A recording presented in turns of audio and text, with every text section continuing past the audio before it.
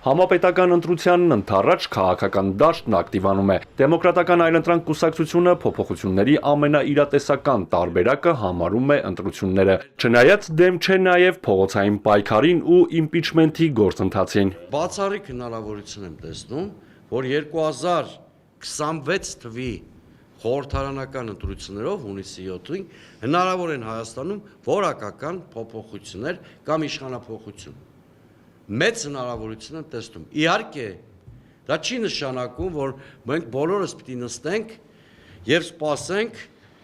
հունիսի 7-ին, որ մի հրաշք պիտի տեղի ունենա։ Փոփոխության համար առաջիկա 2-3 ամիսներին պետք է ձևավորվեն մի քանի ընդդիմադիր կենտրոններ, որոնց հասարակությունը վստահում է։ Հիմնվելով սոցհարցումների վրա Սուրենյանցը կարծում է այդպիսի 4-ից 5 ուժ կա։ Ես կոնսոլիդացիոն կենտրոններից ամենաարժանահավատը համարում եմ Պարոն Ծառուկյանի ձևավորված կենտրոնը, մանավանդ որ Գելափի հարցումները, վերջին հարցումները ցույց են տվել, որ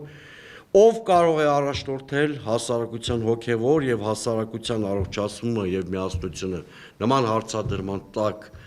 այսինքն ով կարող է հասարակական կոնսոլիդացիայի մեջ մեծ նպաստ ունենալ այդ հարցման պատասխաններով Պարոն Ծառուկյանի երրորդ տեղում էր Միքայել Աչապայանից եւ ամենայն հայոց կաթողիկոսից հետո։ Այս համատեքստում Սուրեն Սուրենյանցը կարևորում է Գագիկ Ծառուկյանի հեղինակած առաջարկ Հայաստանի նախագիծ կոնցեպտը, որին դեռ ամիսներ առաջ իր աջակցությունն է հայտնել Դեմոկրատական այլընտրանք կուսակցությունը։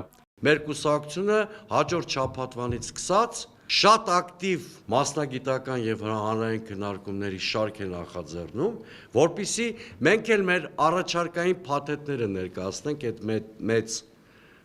առաջարկի մեջ եւ ձևավորենք քաղաքական օրակարգ։ Կարևոր է նաև, որ ընդդիմադիր ուժերը անկախ հակասություններից երկու հարցում միասնական լինեն։ Առաջինը Հայաստանում քաղբանտարկյալների ազատման հարցն է, երկրորդը հակաեկեղեցական արշավի կասեցումը։ Սակայն Սուրենյանցը ուտոպիստական է համարում ընդդիմության միասնական ցուցակով ընտրության գնալու մոտեցումը։ Ընդհանրապես այդ միասնական ընդդիմության թեզը միշտ անցած 30 տարիներին գցել են իշխանությունները։